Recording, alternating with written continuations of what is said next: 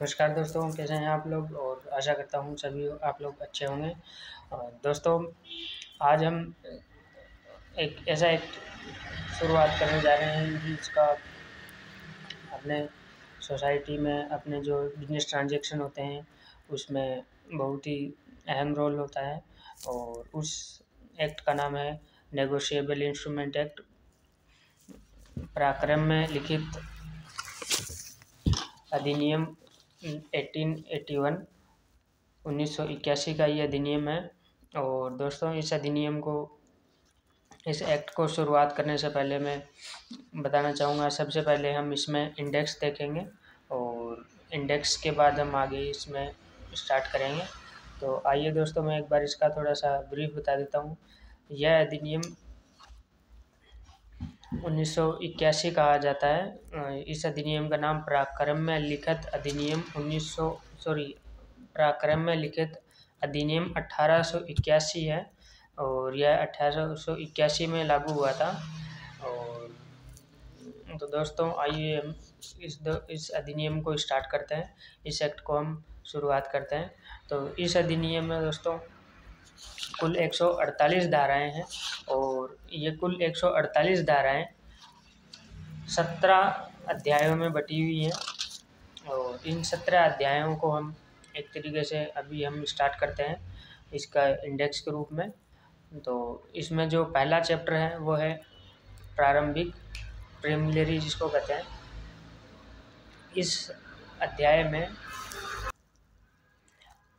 में सेक्शन 1 से सेक्शन 3 तक दिया गया है। और इसके बाद है सेकंड चैप्टर, इसका टाइटल है वचन पत्रों, विनिमय पत्रों और चेकों के विषय में। इससे रिलेटेड चैप्टर नंबर 2 में हम पढ़ेंगे। चैप्टर नंबर 2 सेक्शन 4 से और सेक्शन 25 तक है।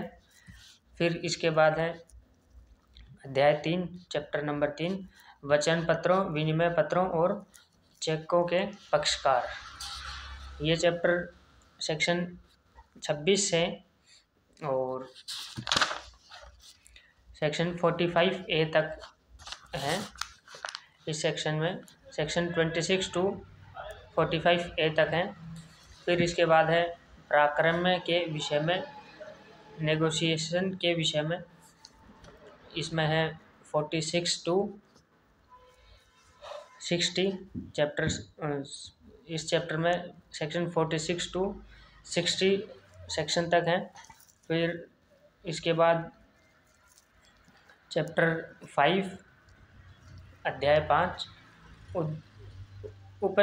उपस्थापन के विषय में, फॉर प्रेजेंटमेंट के विषय में। इस चैप्टर में सेक्शन 61 to 77 तक दिए गए हैं। और इसके बाद है चैप्टर 6 संदाय और ब्याज के विषय में।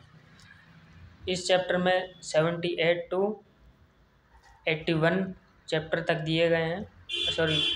इस चैप्टर में 78 सेक्शन 78 to 81 तक दिए गए हैं।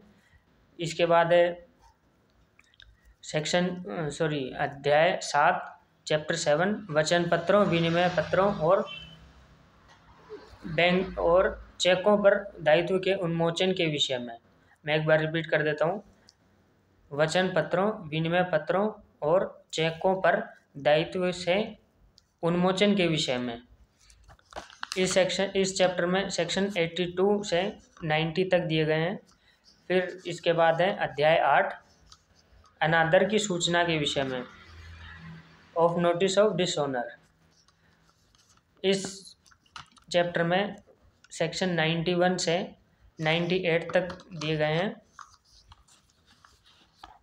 और इसके बाद है अध्याय 9 टिप्पण और प्रसाक्ष्य के विषय में, फॉर नोटिंग एंड प्रोटेस्ट। इस चैप्टर में धारा 99 से धारा 104A तक दिया गया है। इसके पश्चात है चैप्टर 10 युक्तियुक्त समय के विषय में, ऑफ रीजनेबल टाइम। इसमें सेक्शन 105 to 107 तक दिया गया है। और इसके बाद है अध्याय 11 आदरणार्थ, प्रतिग्रहण और संदाय के विषय में तथा आवश्यकता की दिशा में निर्देशन के विषय में। इसमें सेक्शन 108 108 से 116 116 तक दिया गया है। Section 108 to 116। इसके बाद है चैप्टर 12 प्रतिकर के विषय में। इस चैप्टर में सेक्शन 117 से सिर्फ 117 ही दिया गया है। 117 सेक्शन है इस चैप्टर में दिया गया है। इसके बाद है चैप्टर 15, वो है, इसका नाम है जो विनिमय पत्र संवर्ग में है उनके विषय में, ऑफ बिल इन सेट्स। ये इस चैप्टर में 132 132 एंड 133 सेक्शन दिए गए हैं। इसके बाद है अध्याय 16 अंतर्राष्ट्रीय विधि के विषय में, ऑफ इंटरनेशनल लॉ। इस चैप्टर में 134 टू 137 ये सेक्शन इस चैप्टर में दिए गए हैं। फिर इसके बाद है अध्याय 17 लेखों में जमा राशि अपर्याप्त होने के कारण कतिपय बैंकों के अनादृत हो जाने की दिशा में शास्तियाँ। इस चैप्टर में सेक्शन 138 टू 148 तक दिए गए हैं। 138 से 148 तक इस सेक्शन में दिए गए हैं। और दोस्तों इस चैप्टर को ही सबसे ज़्यादा इम्पोर्टेंट माना गया है। सबसे ज़्यादा इम्पोर्टेंस इसी चैप्टर की है। और ये चैप्टर सेक्शन 138 से 148 तक है। और दोस्तों अगली जब अपनी नेक्स्ट वीडियो आएगा, नेक्स्ट जब अपना लेक्चर होगा, तो इसमें हम एक बार शुरू से थोड़ा सा देखेंगे और फिर ज़्यादा फोकस अपना 138 टू 148 सेक्शन तक रहेगा। तो आशा करता हूँ दोस्तों आपको ये इन्फॉर्मेशन अच्छी लगी होगी। धन्यवाद।